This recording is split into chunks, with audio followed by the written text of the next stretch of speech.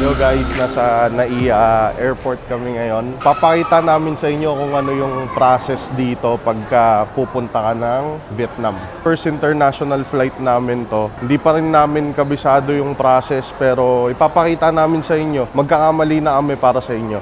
Technique lang dito guys, huwag kayong mahihiyang magtanong. Cebu Pacific Airline yung nabook naming ticket. Pagka sa Terminal 3, dun kayo niyan sa Bay 5. Sir, may baggage po. Pero sabi you are now check-in. Going where, sir? Vietnam. Dito po. Okay. Yun, so una natin gagawin guys ay mag-check-in muna tayo ng luggage before immigration. Dala pa rin natin yung pangmalakasan nating luggage. Hindi naman ganun kadami yung pila guys. Pero madaming tao pero mabilis naman. Tingnan nyo guys. Saktong-sakto. So next nyan guys, after nyo mag-check-in ng luggage nyo, kung meron kayong dalang luggage na i-check-in, pupunta na kayo sa immigration. So ayun guys, tapos na kami sa immigration. Medyo nagka-problema lang ng konti. Kung kapangalan nyo ako, alam nyo na kung ano yung sinasabi ko. Dumating kami dito ng mga alas 3, tapos ngayon ay 6:02 na. Mabilis lang naman yung process, yung pag-check-in ng luggage, yung sa immigration. Si Hana, wala mang 10 minutes tapos na yata siya. So tumagal lang talaga dahil sa akin. Kasi nga yung pangalan ko very common, tapos hindi natin may iwasan na may kapangalan. Yung mga kapangalan ko, alam nyo na kung ano yung sinasabi ko. 9 pa naman yung boarding namin. Mag-ikot-ikot muna kami dito sa NAIA. Kain muna tayo ng siopaw guys. Umalis kami ng Pampanga guys, mga magto-2. And then yun nga, 6 natapos yung process. So quick recap lang, yung mga ginawa natin, nag-check-in tayo ng luggage. Hindi na tayo nag-print ng boarding pass kasi yun yung nakalagay dun sa Cebu Pac application na no need na daw na mag-print ng boarding pass. So diretso na agad kami sa check-in ng luggage, tapos diretso na agad ng immigration. Siguro kung wala kami naging problema, sobrang bilis lang. Less than an hour tapos na lahat. 9 o'clock pa naman yung yung flight. So yun yung reason kung bakit sinasabi nila na dapat mas maaga ka na pumunta. Kasi para pag nagkaroon ng mga ganong problema, meron kang time, 'di ba? What if pumunta kami saktong oras lang ng flight namin, edi wala na kaming time para sa mga ganong hindi inaasahang pangyayari. Kumain lang kami saglit, tapos ngayon 6:25 na. Maghahanap muna kami kung ano yung mga pwede namin gawin dito. Guys, check nyo to. Ayan o. Kung may IQOS kayo, dalhin nyo. Sising-sisi ako. Meron akong dollars. Meron kang? May dollars ako. Ay, oo nga. Bibili siyang wallet. Pwedeng peso din dollars. Pwedeng peso ng dollars. Okay, half-half. O, pwede daw. May mga stock kasi kaming dollars, guys. Yun yung ipambibili namin. Ang daming tindahan ng mga bags and wallets ng babae dito, guys. $500, di ko alam. Convert mo.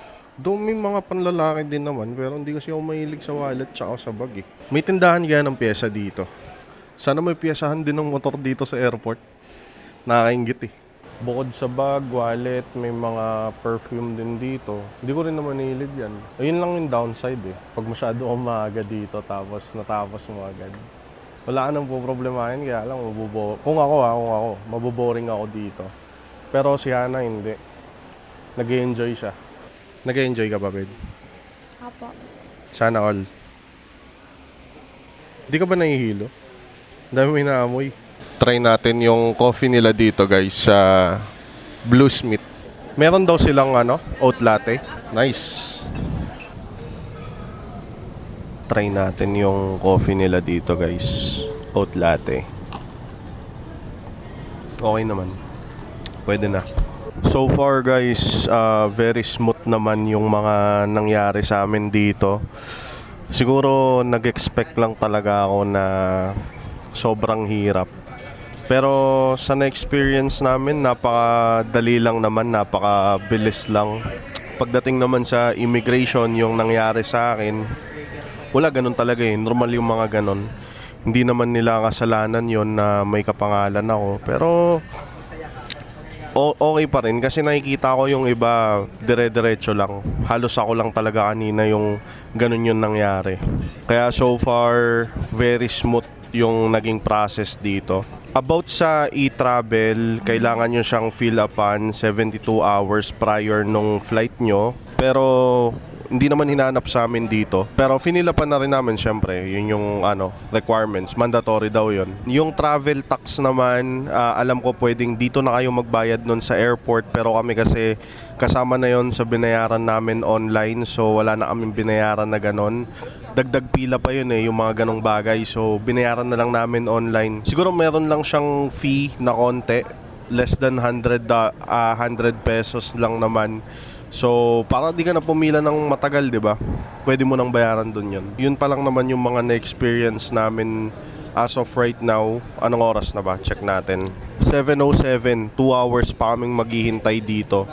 Pero yun nga, pinakita ko naman sa inyo kung ano yung mga pwede nyo magawa dito. Hindi naman maboboring na tumambay dito. Pero ako medyo siguro buti na lang nagva-vlog tayo, so may ginagawa pa rin naman ako. Hindi pala dapat talaga kami dito sa NAIA. Yung original na flight namin ay sa Clark, Pampanga. Pero na-rebook tapos nalipat dito. Okay lang din, at least na experience na rin namin yung kung paano yung mga sistema nila dito sa NAIA Airport. So at least next time alam ko na.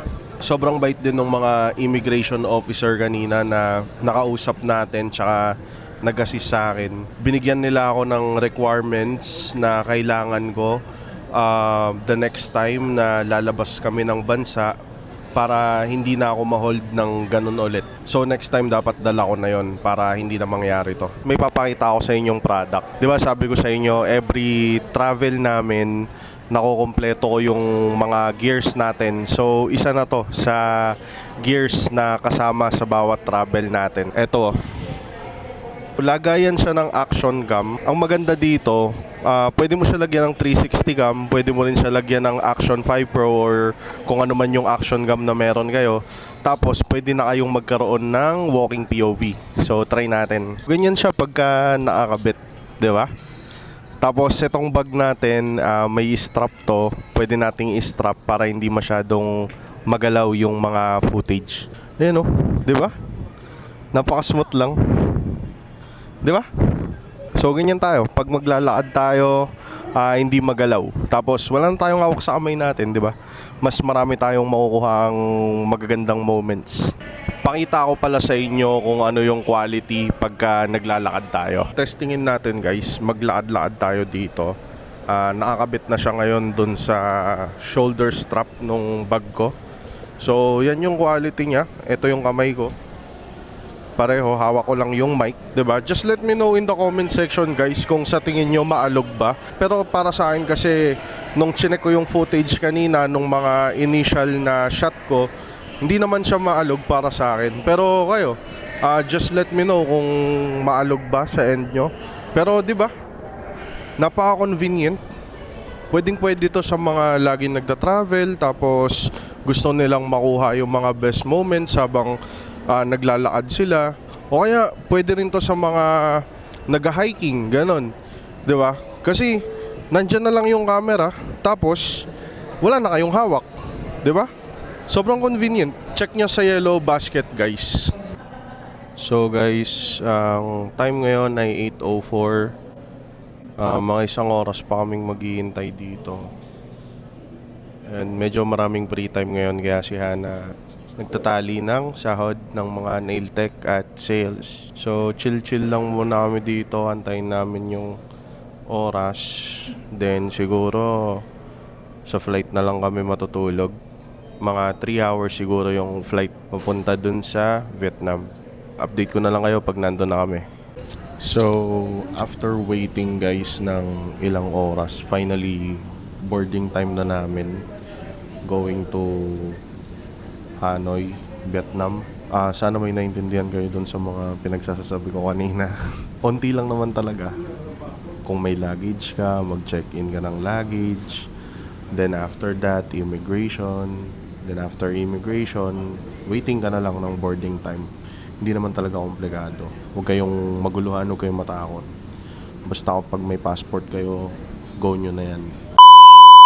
Nandito na kami sa Vietnam Airport, Noi Bai International Airport. We're waiting dun sa magsusundo sa amin at mag-aatid sa amin dun sa pinaka-first na Airbnb namin. Time check, 2:55 a.m. Philippine time. So it's 1:55 dito sa time nila. Yung magsusundo pala sa amin dito guys, nag-send kami ng picture sa kanya. Tapos sinabi niya sa amin kung ano yung kotse niya tsaka kung ano yung plate number niya. Kikitain namin siya dito sa arrival bay number 11. And andito kami ngayon. Nandito na yung sundo namin, si Bapang Ryan. The joke lang. Ang biyahe mula dito sa Noi Bai International Airport, siguro mga 30 minutes. Ayun, tahimik lang naman si Bapang Ryan. Pakita natin yung labas.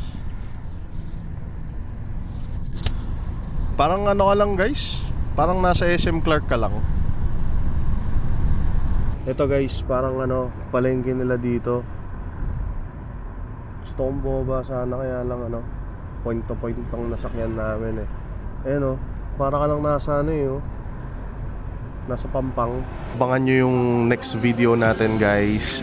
I-share ko naman sa inyo kung ano yung itinerary namin sa Vietnam. So we're staying there for 8 days.